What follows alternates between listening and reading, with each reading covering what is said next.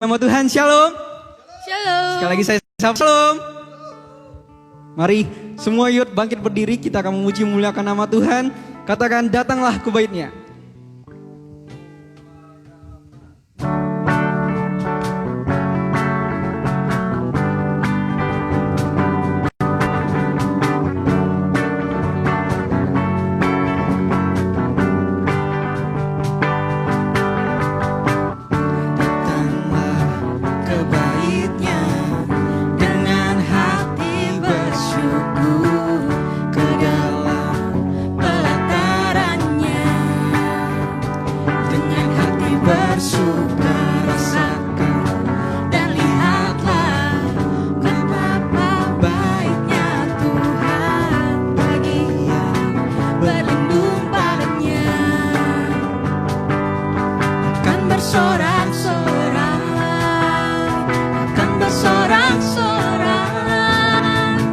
Bersyukurlah kepada Tuhan, sebab Ia baik, bahwasanya untuk selamanya kasih setia-Nya. Bersyukurlah kepada Tuhan, sebab Ia baik, bahwasanya untuk selamanya kasih setia-Nya.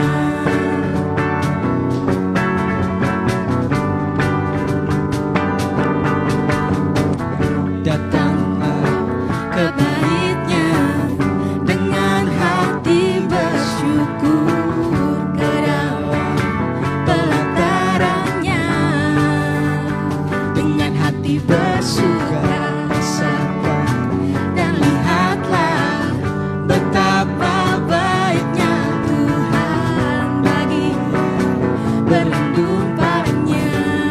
Maka bersorak-sorak, Akan bersorak-sorak, akan bersorak-sorak. Bersyukurlah kepada Tuhan, sebab Ia baik, bahwasanya untuk selamanya kasih setia-Nya. Bersyukurlah kepada Tuhan, sebab Ia baik, bahwasanya untuk selamanya kasih setia-Nya. Bersyukurlah kepada Tuhan, sebab Ia bahwasanya untuk selamanya kasih setia-Nya. bersyukurlah Kepada Tuhan, sebab Ia baik, bahwasanya untuk selamanya kasih setia-Nya. bersyukurlah kepada Tuhan, sebab Ia bahwasanya untuk selamanya kasih setia-Nya. Bersyukurlah kepada Tuhan, sebab Ia baik, bahwasanya untuk selamanya kasih setia-Nya. Bahwasanya untuk selamanya, bahwasanya untuk selamanya, bahwasanya untuk selamanya kasih setia-Nya. bersyukurlah. Mari memberikan sorak-sorak bagi Tuhan. Haleluya.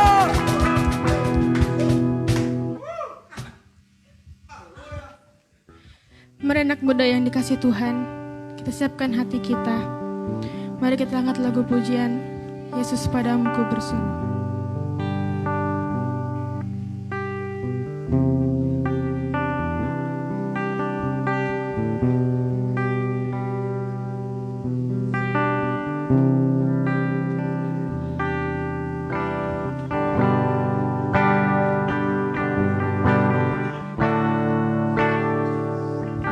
Kau Tuhan, penolong dalam hidupku.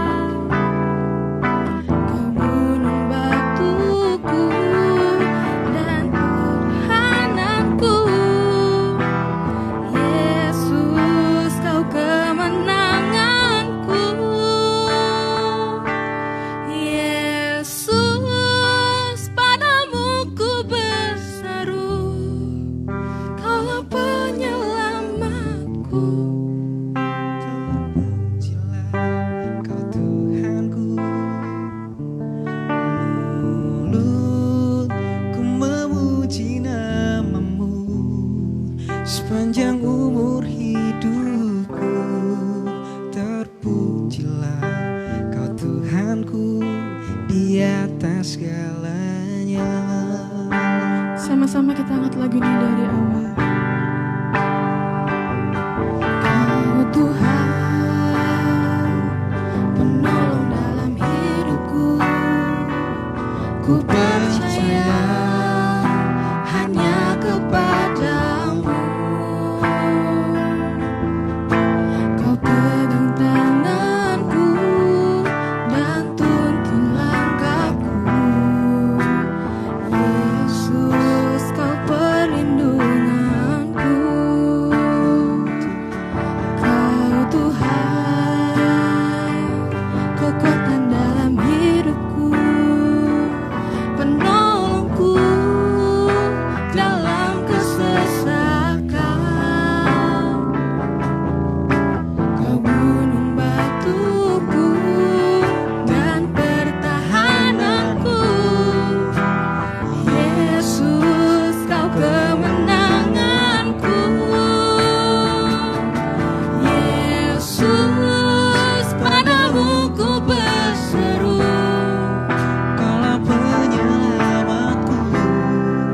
Terpujilah Kau Tuhanku. Mulutku memuji nama-Mu sepanjang umur hidupku. Terpujilah Kau Tuhanku di atas segalanya. Yesus, padamu ku berseru. Kaulah penyelamatku. Terpujilah Kau Tuhanku. Mulutku memuji nama-Mu sepanjang umur hidupku. Terpujilah Kau Tuhanku di atas segalanya. Yesus, padamu ku berseru. Kaulah penyelamatku. Terpujilah Kau Tuhanku. Mulutku memuji nama-Mu sepanjang umur hidupku. Terpujilah Kau Tuhanku di atas segalanya. Terpujilah Kau Tuhanku di atas segalanya. Terpujilah Kau Tuhanku Di atas segalanya.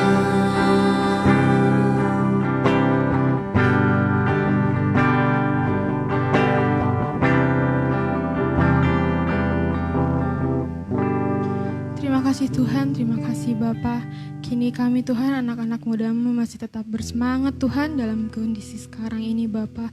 Bapa yang baik, Bapa yang kudus, kiranya Kau selalu memberkati semua anak-anak muda di tempat ini maupun di tempat sekitarnya Tuhan. Tuhan, Kau selalu jamah kami Tuhan, setiap anak-anak muda-Mu Tuhan, dimanapun kami berada Tuhan, agar hati kami selalu tertuju padamu Tuhan. Terima kasih Bapa, terima kasih Yesus, haleluya, amin.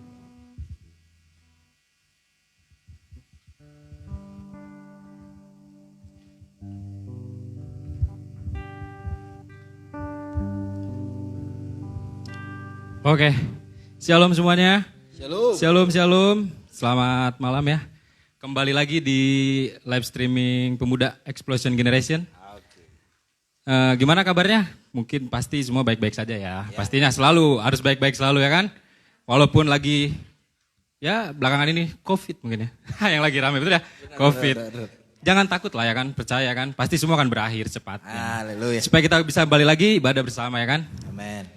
Buat yang menyaksikan di live IG, di IG-nya Explosion Generation, selamat bergabung. Selamat menyaksikan, ajak temennya mungkin ada di sebelah boleh bergabung ya kan. Menyaksikan bersama. Juga buat di FB ya, Evi-nya Bapak Gembala kita. Betul, Mesak Alexander Untung ya. Selamat menyaksikan juga, semoga tonton ini memberkati kita semua, amin. Iya.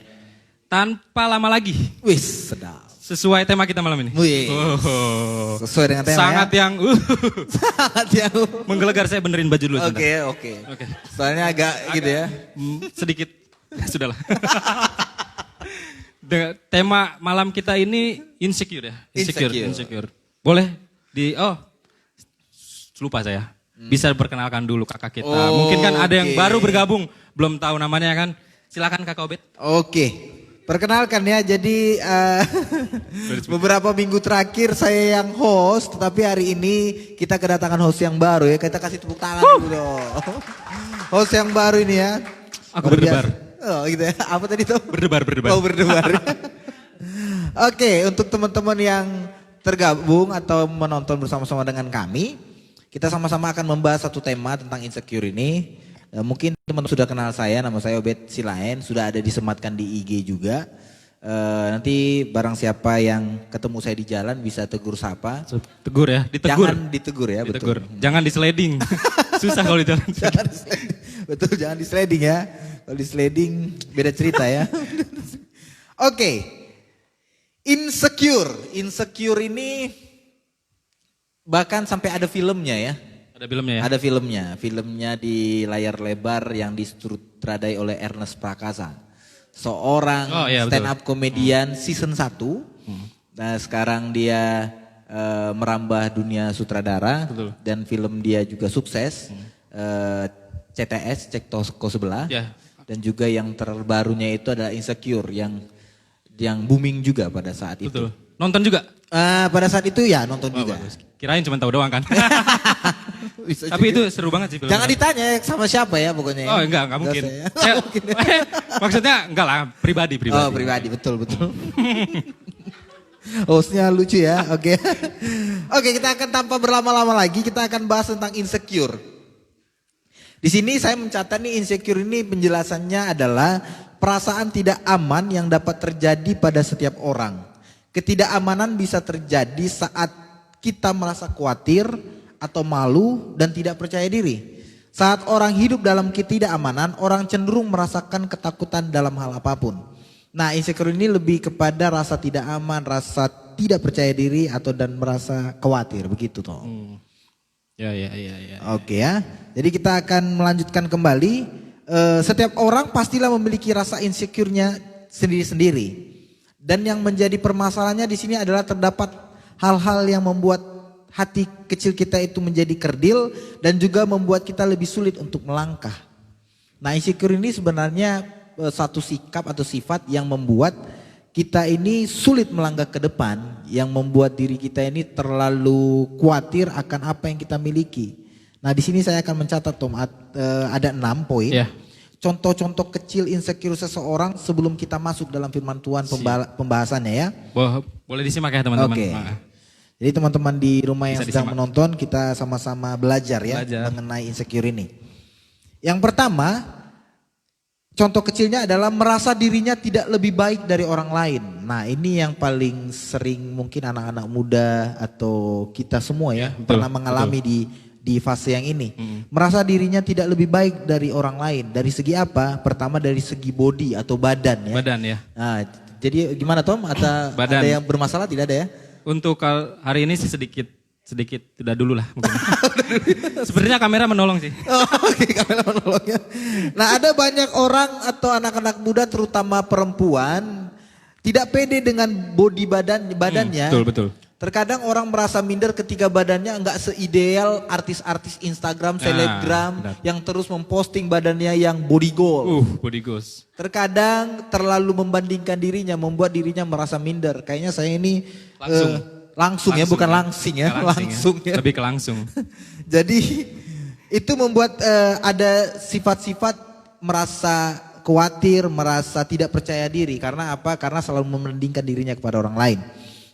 Yang kedua, merasa dirinya tidak lebih baik dari segi apa? Dari segi talenta, kemampuan atau keahlian. Contoh nih, misalnya si Thomas jago banget nih main drum. Saya tidak. Karena kebetulan Thomas host kita hari ini seorang pemain drum juga teman-teman. Tolong di follow IG saya. Oke. Udah ada ya? Tolong di follow. Kalau nggak suka di blok gak apa-apa. Oke. Nggak. Boleh di follow ya. Bercanda tapi harus gitu. Oke. Biar lebih kenal lagi. Oke. Biar lebih kenal lagi ya. Jadi kebetulan saya tidak bisa sejago Thomas bermain drumnya. Jadi tidak ada kalanya di setiap orang merasa minder. Tapi teman-teman perhatikan baik-baik bahwa ketika kita selalu membandingkan talenta kita kepada orang lain itu sangat berbahaya. Kenapa? Karena pernah saya membaca salah satu tulisan mengatakan begini. Ikan tidak bisa dikatakan jago berenang dari dia dapat memanjat. Jadi ikan itu tidak bisa dikatakan hebat berenangnya kalau standar pengujiannya itu dia harus memanjat. Tidak bisa. Makanya hari ini kalau si Thomas hebat di bagian drum, saya ada hobi lain yang mungkin si Thomas tidak bisa. Tidak bisa, betul. Nah, makanya itu kita jangan terlalu membanding-bandingkan diri kita dengan kemampuan orang lain yang orang lain miliki. Itu yang membuat diri kita itu merasa khawatir dan tidak percaya diri. Ada juga yang merasa dirinya tidak lebih baik dari segi wajah. Penampilan. Wajah dan penampilan misalnya fisiknya. Kalau saya dulu cenderung ya, karena saya kan mancung orangnya, mancung ke dalam tapi. Gedung gak miring ya, kalau miring kan beda.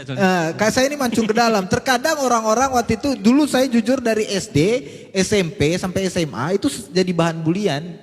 Kenapa? Karena udah kulit saya hitam, pendek lagi, mancung ke dalam lagi, hidup lagi. Waduh itu sampai membuat saya ya ampun kok begitu-begitu banget ya.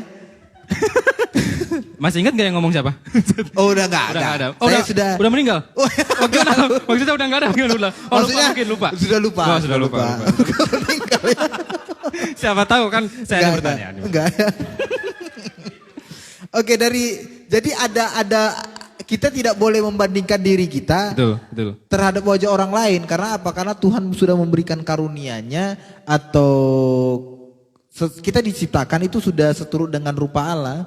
Jadi tidak perlu lagi merasa kita ini kayaknya kulit saya ini hitam banget deh. Enggak seperti dia, kayaknya enggak menarik banget buat orang lain. Enggak semulus dia ya kan? Iya. Kita terlalu bergejolak. Enggak rata mulus kan rata. Oke, jadi itu yang membuat dirinya merasa tidak lebih baik karena membandingkan fisiknya terhadap orang. Ada juga dalam hal intelektual dan kreativitas. Ini juga sering terjadi di kaum muda. Sebenarnya insecure ini atau merasa membandingkan diri kepada orang lain ada baiknya. Tetapi tergantung porsinya teman-teman. Kalau kita terlalu berlebihan membandingkan diri kita kepada orang lain itu yang bahaya. Tetapi kalau kita mau mengejar sesuatu yang orang lain sudah capai, tapi kita ingin mencapai target mereka, boleh. Menjadi acuan lah intinya. Supaya kita mau. Mau. Jadi misalnya kita melihat salah satu contoh, kita pengen menjadi orang terkenal. Patokannya misalnya artisnya Agnes Monica kalau untuk para wanita. Kita boleh mempunyai mimpi seperti itu dengan cara kita berlatih vokal dan segala macam. Tapi kalau misalnya kita membandingkan diri kita sebenarnya suara kita itu bukan tipe suara Agnes, tapi kita langsung harus berusaha menjadi Agnes, nggak bisa. Jangan, mati sih kayaknya. Iya makanya itu tidak bisa. Karena kita mempunyai hal spesial di diri kita masing-masing. Betul. Itu yang pertama teman-teman. Yang kedua, contoh-contoh kecil insecure ini. Menghindar untuk berinteraksi dengan orang lain. Dia ini selalu menghindar kalau misalnya berinteraksi dengan orang lain. Malu mungkin ya? Malu. Jadi di dalam satu perkumpulan atau komunitas ini biasanya. Apalagi dengan orang yang baru dikenal. Bisa jadi karena dia tidak siap akan perbandingan-perbandingan yang ditujukan kepada dia. Makanya di dalam satu komunitas terkadang kita ini merasa insecure banget dan tidak mau bergabung dengan orang, bergaul dengan orang. Itu karena kita merasa tidak siap untuk kita dibandingkan dengan orang itu. Itu yang membuat insecure ini menjadi hantu dalam diri kita. Ada dalam diri kita yang menghantui pikiran kita yang sulit membuat kita berkembang. Itu yang kedua. Yang ketiga, tidak mau keluar dari zona nyamannya. Nah, hal ini bisa dipengaruhi oleh pengalaman di masa lalu. seperti pengalaman ketika ditolak bukan berarti dalam berhubungan asmara ya, Bukan tidak. ya. Mungkin Bukan. pekerjaan Mungkin atau yang pekerjaan. lain. Jadi Iya. tidak selamanya tentang Tidak- asmara ya. Tidak selamanya tentang asmara, Iya. teman-teman. Mungkin Thomas memiliki penolakan-penolakan yang lain kan. Jadi Sebelah saya mungkin gimana? saling lempar ya. Oke ya. Jadi ada penolakan-penolakan. Sebagai contoh juga saya pernah ngeliat teman satu angkatan saya di kampus. Dia orang tuanya menghendaki dia itu adalah anak yang terlahir seperti laki-laki. Tetapi yang keluar malah perempuan. Oh, iya, Makanya orang tuanya menolak kehadiran dia karena apa? Karena dia diinginkan. Yang tidak tidak diinginkan. Tertolak. Makanya ketika dia lahir itu tomboy abis. Tomboy sekali. Jadi dia tidak ada sisi femininnya sama sekali. Nah ini yang bahaya teman-teman, ada penolakan-penolakan tersebut. Nah berikutnya dihianati ataupun pengalaman buruk lainnya yang mendatangkan ketakutan tersendiri bagi mereka. Tentunya ketakutan-ketakutan ini menghambat mereka yang seharusnya bisa mengembangkan diri. Makanya ada ketakutan ketertolakan, ini yang membuat kita tidak bisa mengembangkan diri kita. Misalnya. Nah misalnya begini, ada contoh hal beberapa orang yang cerita kepada saya, ketakutan ini yang menghambat mereka untuk bisa mengembangkan diri. Contoh di wanita, misalnya mereka cerita kepada saya, bang saya dulu hancur sekali. Kita bisa lihat di YouTube juga ada kesaksian-kesaksian yang mengatakan dia, mohon maaf sekali lagi, dinodai oleh orang tuanya sendiri, bahkan dinodai oleh kerabat terdekatnya. Dia merasa tidak ada masa depan karena kesuciannya sudah direnggut dan membuat dia menjadi gila. Tapi kita bisa lihat ketika respon orang menyikapi hal demikian dengan positif, dengan ingin berkembang, dia akan menjadi berkat buat banyak orang. Ya. Oke ya. Yang berikutnya, contoh-contoh kecil insecure ini memiliki ketakutan dan kekhawatiran yang berlebihan. Ketakutan dan kekhawatiran itu pasti sifat manusia yang lumrah. Ada lah pasti. Ada Setiap orang pasti. tuh pasti punya ya. Pasti punya rasa takut, pasti punya kekhawatiran. Tapi yang tidak baik adalah kekhawatiran dan ketakutan yang secara berlebihan. Memang untuk melakukan sesuatu perlu dipikirkan secara matang. Memang perlu dipikirkan, misalnya kita ingin melamar pekerjaan, kita ingin melakukan sesuatu, kita ingin berkuliah, bersekolah, bergereja atau melakukan sosialisasi kepada orang lain, harus dipikirkan secara matang. Akan tetapi ketika ketakutan itu membuat kita tidak melangkah, kita akan tertinggal juga. Makanya bahayanya insecure ini adalah memiliki kekhawatiran dan ketakutan yang terlalu berlebihan. Terlalu berlebihan. Nah, yang berikutnya yang nomor 5, ini secara tidak langsung termasuk dalam insecure. Oh ini, nah yang kelima ini boleh nih. Boleh kayaknya Ini menarik, sedikit menarik. Termasuk dalam kategori insecure. Yang kelima adalah haus akan pujian orang. Haus akan pujian orang. Haus akan pujian orang. Itu termasuk insecure. Termasuk insecure. Kenapa? Boleh dijelaskan mungkin. Oke. Orang yang sedang merasa insecure akan cenderung minder dan memiliki kepercayaan diri yang turun. Biasanya orang yang seperti di awal tadi saya bilang bahwa ketika kita malu, merasa khawatir dan tidak percaya diri tadi, kita ini akan selalu cenderung minder. Ya. Makanya sehingga mereka selalu merasa membutuhkan pengakuan dan pujian atas orang lain. Ya. Nah, ketika orang haus akan pujian ini, atas apa yang mereka lakukan, mereka sebenarnya menutupi minder mereka. Itu yang bahaya sebenarnya. Nah, jadi walaupun pujian merupakan bentuk apresiasi, sebenarnya pujian itu penting kita harus lakukan. Apresiasi Ya, betul. itu penting. Betul. Kenapa? Karena misalnya Thomas sudah melayani di tempat ini sebagai host dengan baik dan memimpin acara ini dengan baik. Alangkah baiknya, sopannya kalau misalnya saya secara pribadi mengucapkan terima kasih kepada Thomas. Tom, terima kasih ya atas kinerjanya dalam memandu ibadah. Sama-sama Kak Kobet.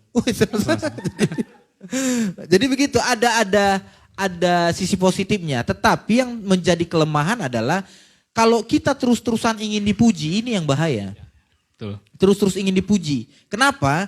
Karena kalau kita ingin terus-terus dipuji, lantas mana bagian diri kita yang dapat menguatkan kita?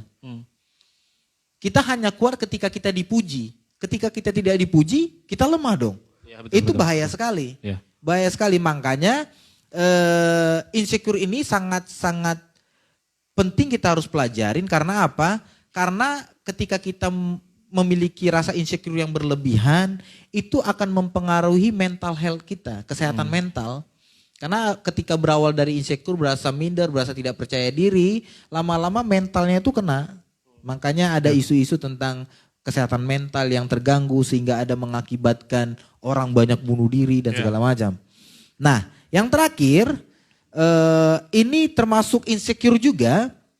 Yang terakhir ini yang poin ke-6, sulit sekali mengapresiasi kinerja orang lain. Nah, contohnya misalkan saya nih, saya tidak suka dengan kinerja Thomas, padahal kinerja Thomas hari ini sangat baik. Dia memandu host ini sangat santai banget, sangat menghibur sekali. Stay cool. Nah, stay Stay cool, cool, ya. calm and charming ya. Ya. Oke, saya sangat sulit mengapresiasinya. Contohnya itu saya sulit mengucapkan terima kasih, tidak terima atas kinerjanya Thomas.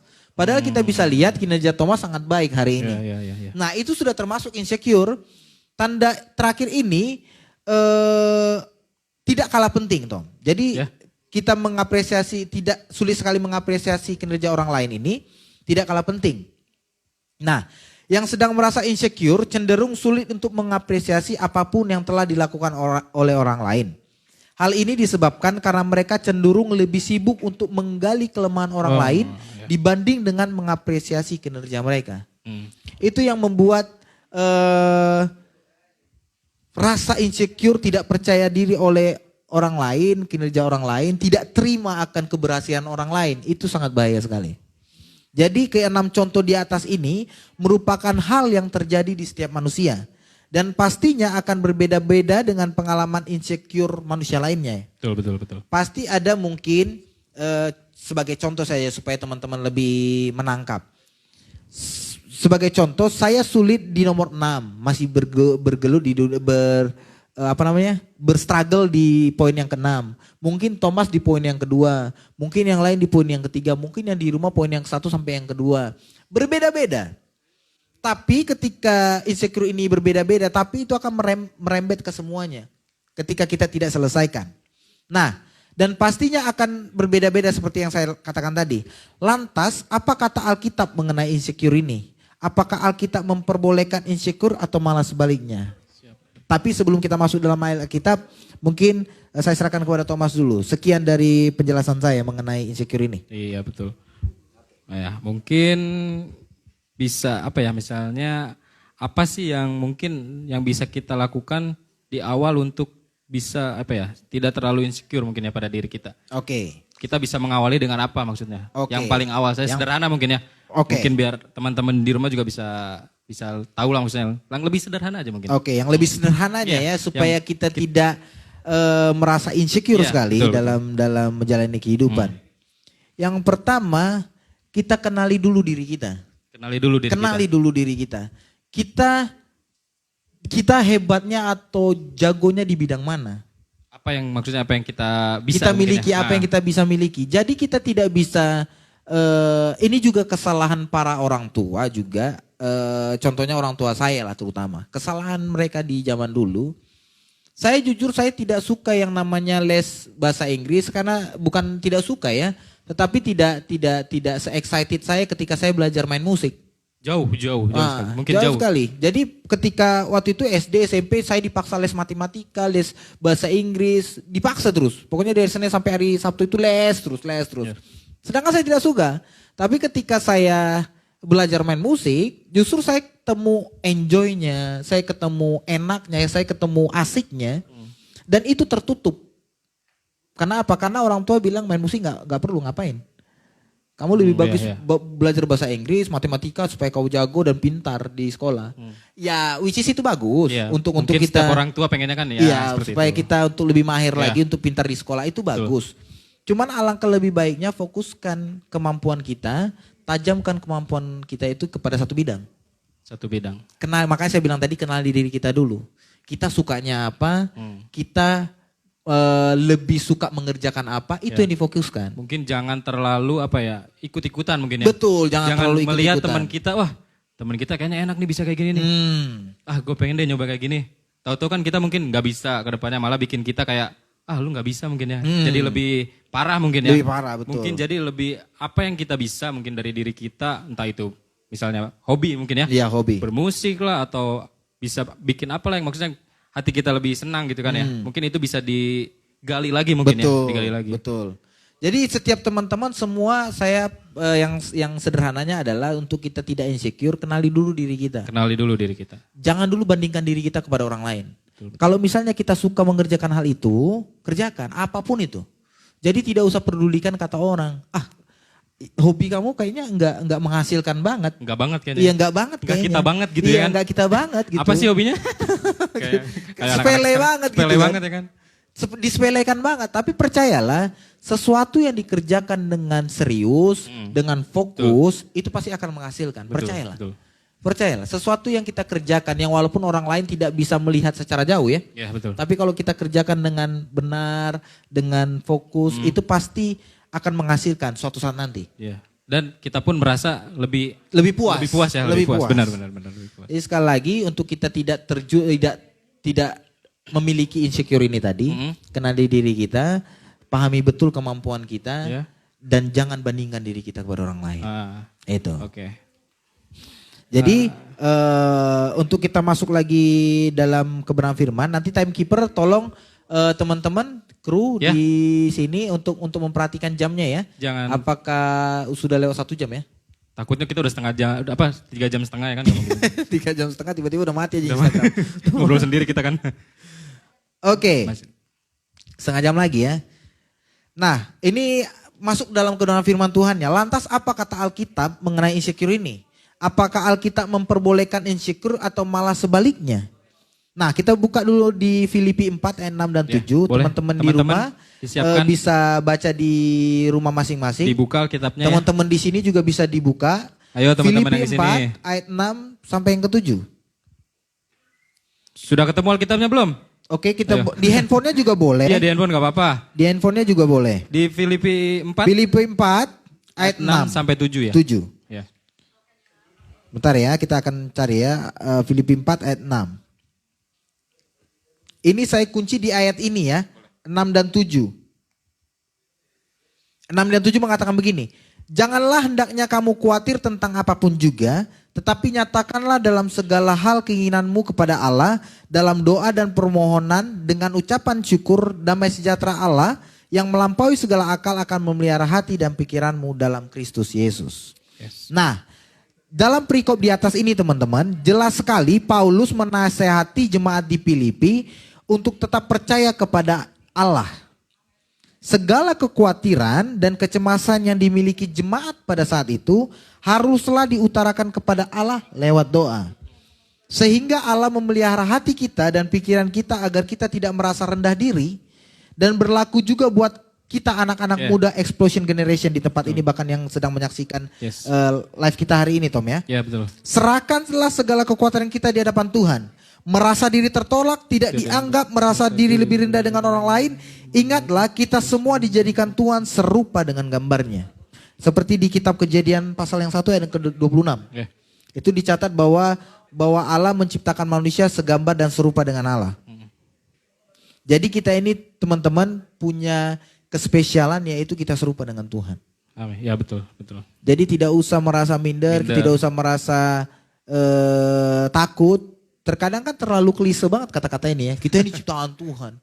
Penuh dengan kemuliaan Tuhan. Terlalu klise, terlalu gampang ngomong kayak gitu. Karena Bang Obed tidak mengalami apa yang saya alami. Betul, saya tidak alami apa yang kalian alami. Tapi saya hari ini saya mau menghimbau dan memberitahu kepada teman-teman bahwa teman-teman berharga di mata Tuhan. Ya. Terkadang orang terlalu mengecilkan hati mereka, mengecilkan kapasitas mereka. Misalkan dalam contoh, ketika mereka terlahir, mohon maaf, terlahir tidak sempurna, yang dalam arti mereka mengalami misalnya kakinya pincang satu, tangannya lumpuh, kanan kiri, tidak ada tangan, tidak ada kaki. Percayalah ketika orang meresponi sesuatu yang Tuhan sudah kasih dengan benar, dia akan menjadi berkat. Siapa sekarang yang tidak tahu Nick Vujicic?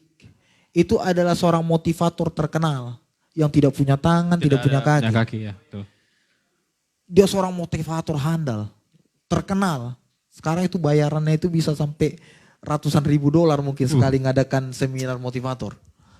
Tidak punya tangan, tidak punya kaki. Tapi kenapa? Responnya. Menghargai dirinya, mengenali dirinya. Betul. Jangan sesali apapun keadaan kita hari ini teman-teman. Percayalah, yakinilah, responi dengan benar. Supaya apa? Supaya ketika kita lahir ke dunia ini bukan cuma sekedar lahir. Tetapi kita menangkap isi hati Tuhan. Yes. Oke. Kita akan lanjut. Mengenai latar belakang surat ini. Jadi tidak afdol kalau misalnya kita baca ayat. Tapi kita tidak pelajari latar Iya, belakangnya betul. ya. Latar belakang surat ini, surat Filipi ini adalah tidak cukup banyak orang Yahudi mendirikan sebuah sinagog. Sinagog itu adalah tempat peribadatan orang Yahudi. Jadi di kota Filipi, Makedonia ini ketika Paulus tiba dalam perjalanan penginjilan yang kedua. Jadi Paulus mendirikan sebuah gereja yang diisi oleh banyak orang non-Yahudi di kota Filipi. Orang-orang yang percaya di Filipi ini mempunyai tempat yang khusus di hati Paulus. Nah, jemaat atau orang-orang percaya di Filipi ini mendapatkan tempat yang khusus di hati Paulus. Kenapa? Karena jemaat di sini terus memberikan bantuan keuangan yang diberikan kepada Paulus untuk pelayanan penginjilannya tanpa Paulus minta. Tanpa Paulus minta. Tanpa Paulus minta. Makanya Paulus sangat senang jemaat ini mengerti bahwa ada pekerjaan Tuhan yang harus dibantu. Makanya dana mereka diberikan untuk program penginjilannya Paulus. Supaya apa? Supaya nama Yesus itu semakin dikumandangkan di berbagai dunia. Nah, jadi makanya jemaat di Filipi ini sangat ada di hati Paulus. Nah, ada seorang yang bernama Epaphroditus, merupakan seorang teman pelayanan Paulus, Tom, yang berada di Filipi. Ya. Akan tetapi dia ini sakit keras. Sakit keras, dan singkat cerita, ketika Epaphroditus ini sembuh, Paulus mengirimkan surat kembali melalui Epaphroditus ini untuk orang-orang Filipi sebagai ucapan terima kasih pribadi Paulus dan memperkuat akar mereka di dalam Kristus Yesus. Nah, pertanyaannya, kenapa sih Paulus kirim surat kepada Filipi? Kenapa? Karena Paulus itu pada saat itu sedang dipenjara. Dipenjara karena apa? Karena nama Tuhan, karena nama Yesus. Dia dipenjara di daerah Roma. Tapi dia mampu menuliskan surat untuk dikirimkan kepada teman-teman sepelayanannya. Makanya dia bisa kirim surat di Filipi, surat di Korintus, dan surat-surat lain di kitab perjanjian baru. Yeah. Itu latar belakangnya teman-teman.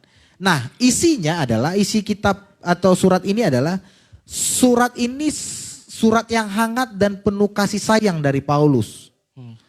Untuk memuji orang-orang Filipi atas iman dan dukungan mereka. Yeah.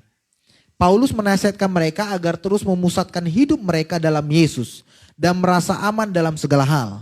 Nah, inti dari surat ini adalah untuk hidup dalam kesatuan ilahi dan kasih. Menjadi kuat di dalam doa dan dengan penuh sukacita mengikuti teladan Yesus dan menaruh rasa aman hanya dalam Yesus Kristus. Nah, secara tidak langsung teman-teman, sesuai dengan tema kita ini, Tom, insecure ini adalah untuk kita pahami bahwa Alkitab mengajarkan kita untuk kita mengalami yang namanya kesatuan ilahi dan memiliki kasih.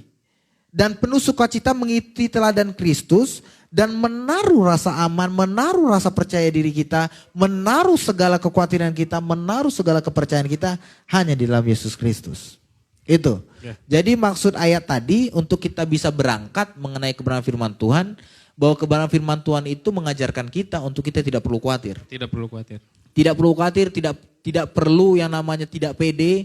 Pede saja, karena apa? Karena kita diciptakan serupa dengan segambar dengan Tuhan. Betul. Nah, di sini saya akan memberikan ada catatan sedikit lagi, Tom, sebelum saya mengakhiri materinya. Siap. Sekarang yang akan menjadi pertanyaan besar adalah ketika kita merasa tidak aman tadi, sebenarnya kemana kita taruh sumber rasa aman kita? Ada banyak orang yang merasa uang saya merasa aman kalau saya taruh di bank. Ya. Oh, kayaknya aman banget uang saya ke situ. Ada yang kalau orang zaman dulu, orang tua zaman dulu merasa uangnya aman ditaruh di bawah bantal. Di bawah bantal ya. Di bawah Kadang bantal. suka hilang kan sedikit. Kadang suka hilang. Kadang anak-anaknya. Anak-anaknya kan. Anak-anaknya ngambil tiba-tiba kan. Jadi gitu. Banyak orang merasa tidak aman. Nah, pertanyaan besarnya adalah ketika merasa tidak aman sebenarnya kemana kita taruh sumber rasa aman kita itu?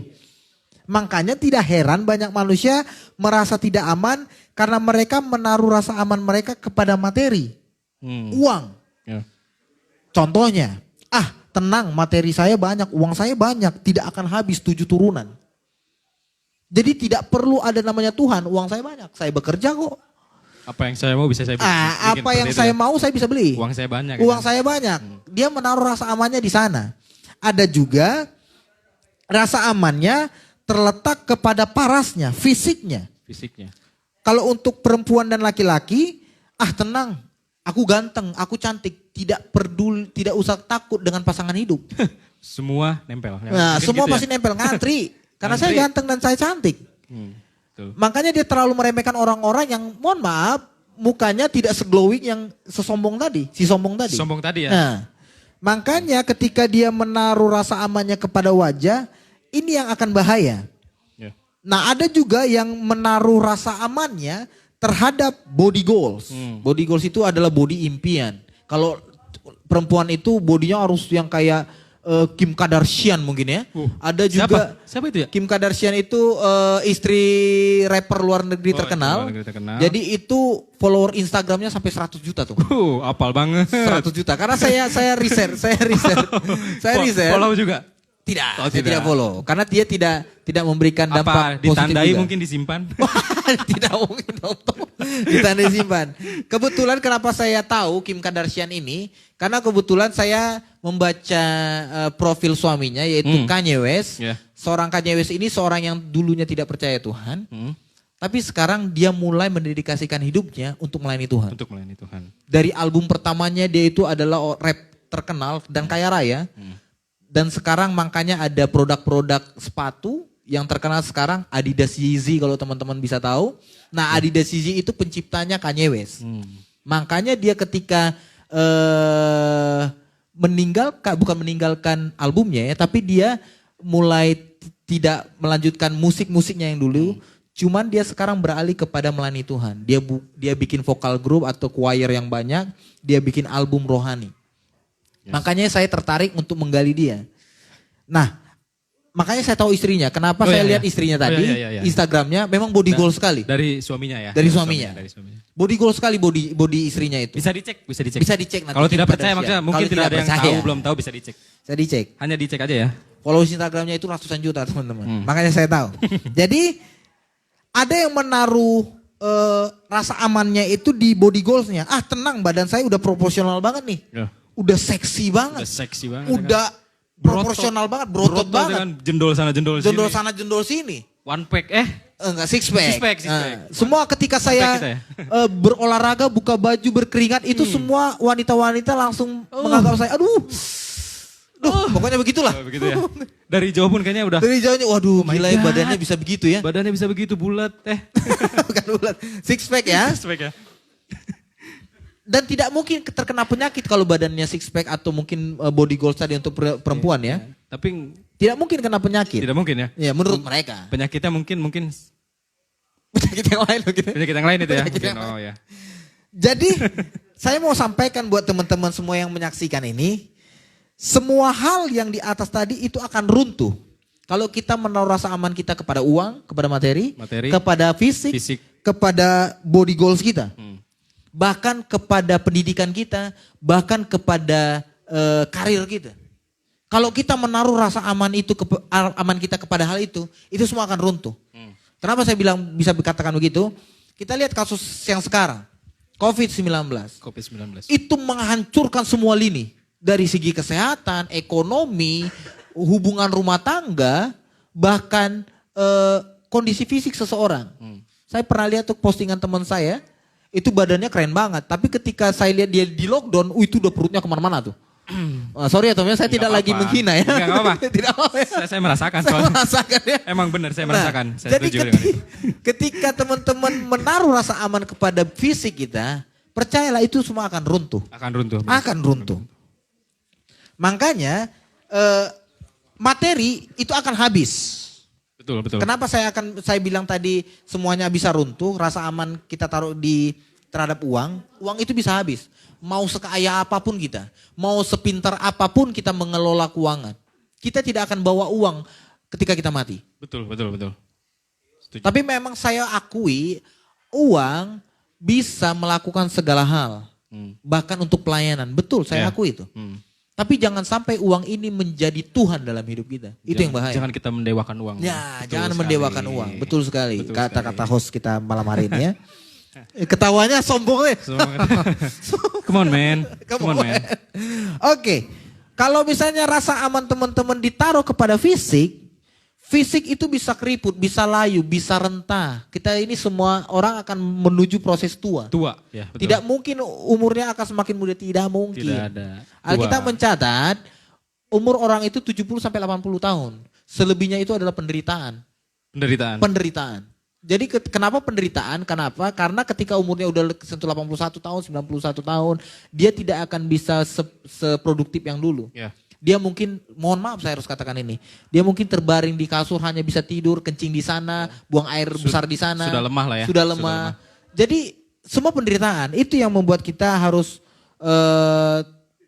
wanti-wanti bahwa kita tidak boleh menaruh rasa aman kita kepada fisik kita, bahkan badan kita. Ya.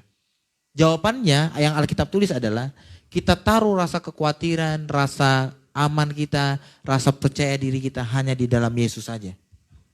Hanya di dalam Yesus saja. Jangan dengan apa yang kita punya sekarang. Betul, jangan dengan apa yang kita punya sekarang. Jadi jangan terlalu bangga teman-teman Anda punya semuanya hari Ya, ini. betul. Anda bisa mendapatkan semuanya hari ini. Percayalah semua bisa akan hilang. Dan tidak akan kita bawa ketika kita menghadap kepada Tuhan yang Maha Esa. Saya akan menguncinya di dalam Yohanes 4 ayat 14 Tom. Ya. Jadi teman-teman di rumah bisa baca. Bisa dibaca. Sebelum kita mengakhiri obrolan tentang insecure ini. Malam ini. Dalam Yohanes 4 ayat yang ke-14. Saya akan bacakan ya. Ini ayat yang saya akan kunci. Yohanes 4 ayat 14.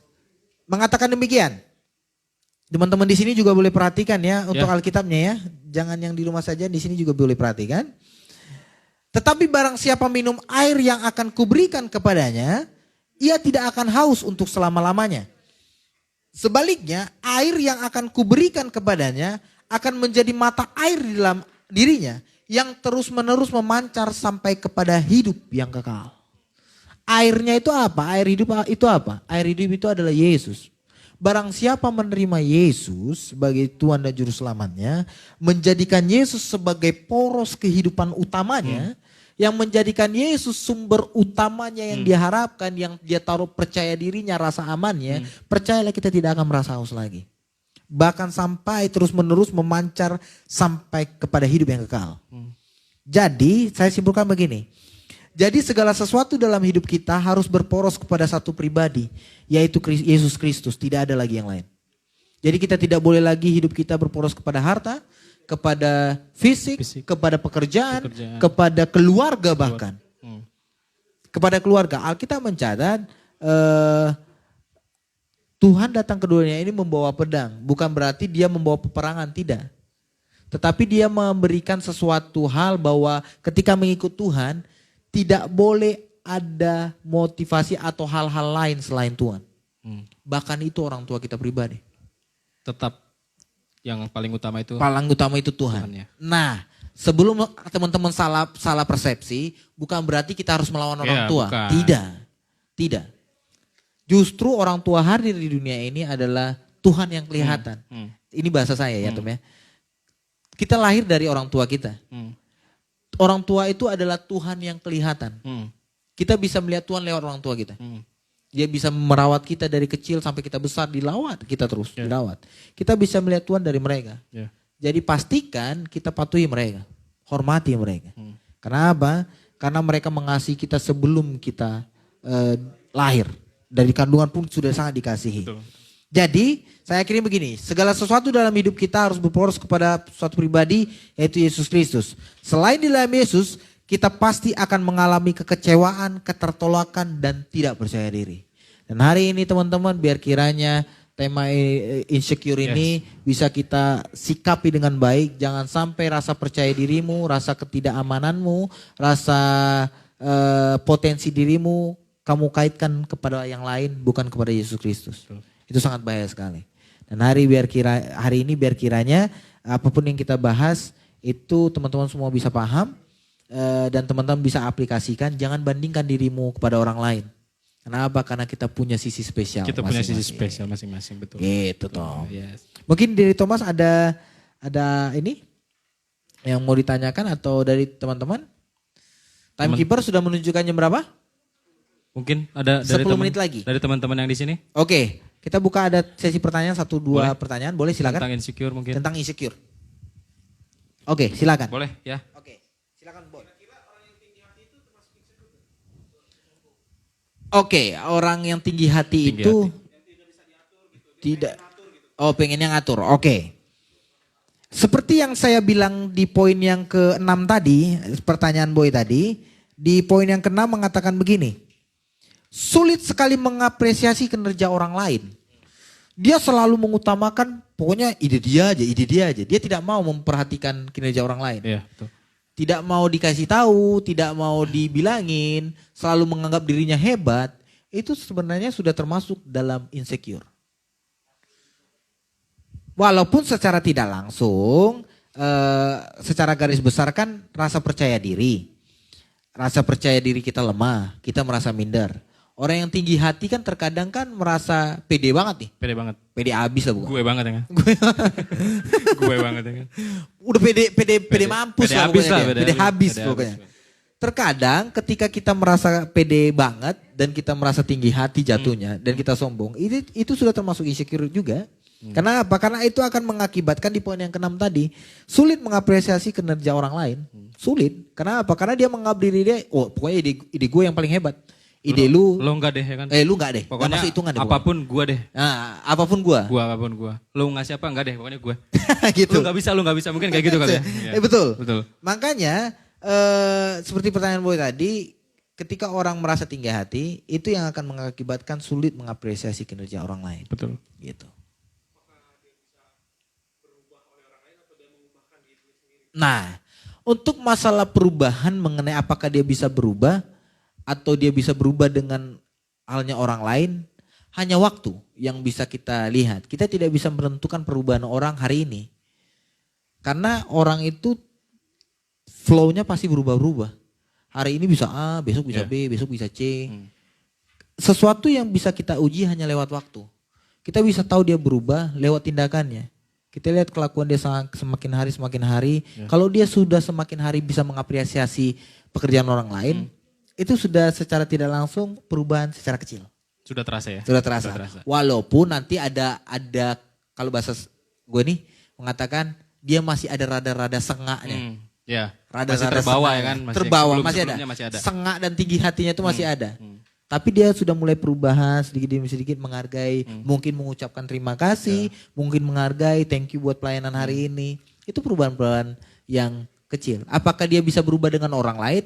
Ya let the time proof, biarlah waktu yang membuktikan. Pastilah dia juga akan melihat pribadi orang ketika dia melihat pribadi orang lebih baik dari dia dan mengayomi dia. Saya kira percaya Roh Kudus akan mengetuk pintu hatinya untuk dia bisa berubah.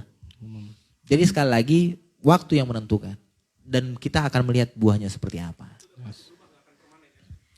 Maksudnya gimana? Nah, perubahan itu sebenarnya harus proses. Makanya tidak bisa permanen. Permanen ada orang yang langsung berubah jebret, langsung berubah drastis. Tapi alangkah bahayanya ketika orang berubah secara drastis, biasanya rusaknya lebih parah. Rusaknya lebih parah. Ketika orang misalnya nih bertobat, jebret langsung suci dia. Langsung jadi holy banget ya pokoknya, kudus banget ya. Bercahaya, penuh kemuliaan Tuhan. Tapi percayalah, sesuatu yang ekstrim begitu, ketika dia jatuh lagi di dosa yang lalu, dia akan jauh lebih parah dari keadaannya yang sekarang. Kenapa? Kenapa? Karena dia perubahannya secara ekstrim, tidak pelan-pelan, tidak menuju dengan proses. Ya. Makanya saya bilang bahwa proses itu penting sekali. Makanya dalam mengikut Tuhan juga begitu. Ada proses demi proses yang kita harus terus asah ketika mengikut Tuhan. Makanya untuk anak-anak muda kita di tempat ini, apakah kita bisa berubah? Bisa, tapi butuh proses. Kita butuh proses lewat keluarga, lewat teman komunitas, lewat teman pergaulan. Justru di teman pergaulan lah kita semakin digesek. Di keluarga lah kita makin digesek. Kenapa? Karena besi menajamkan besi, manusia menajamkan sesamanya. Ya. Jadi ketika kita bergaul nih, apalagi komunitas tempat ini, komunitas rohani sekalipun pasti ada gesekannya. Pasti. Nah, ketika kita mengerti gesekannya itu saling melengkapi, saya kira percaya kita semakin terasa dan semakin hari semakin berubah di hadapan Tuhan. Jadi itu, ada perubahan-perubahan, ada proses-proses yang kita harus kerjakan. Oke, begitu ya teman-teman ya. Jadi hari ini mengenai insecure tadi, biar kiranya ini menjadi tema yang menjadi berkat untuk kita supaya kita tidak mengalami insecure lagi. Betul, Tom, ya. betul. Supaya Gitu. kita juga lebih percaya diri apa yang kita punya ya. Betul sekali. Jangan malu, jangan takut dengan apa yang ada kita punya sekarang ya kan. Pokoknya ya gimana ya. Ya ini kita maksudnya kan. Pede aja. Pede aja ini kita maksudnya. Kita jalanin aja ya kan. Kita yang ngerasain betul nggak? Betul. Iya betul. Orang lain mau mana apa juga nggak masalah. Yang penting kita percaya dulu deh ya kan ya. Betul sekali.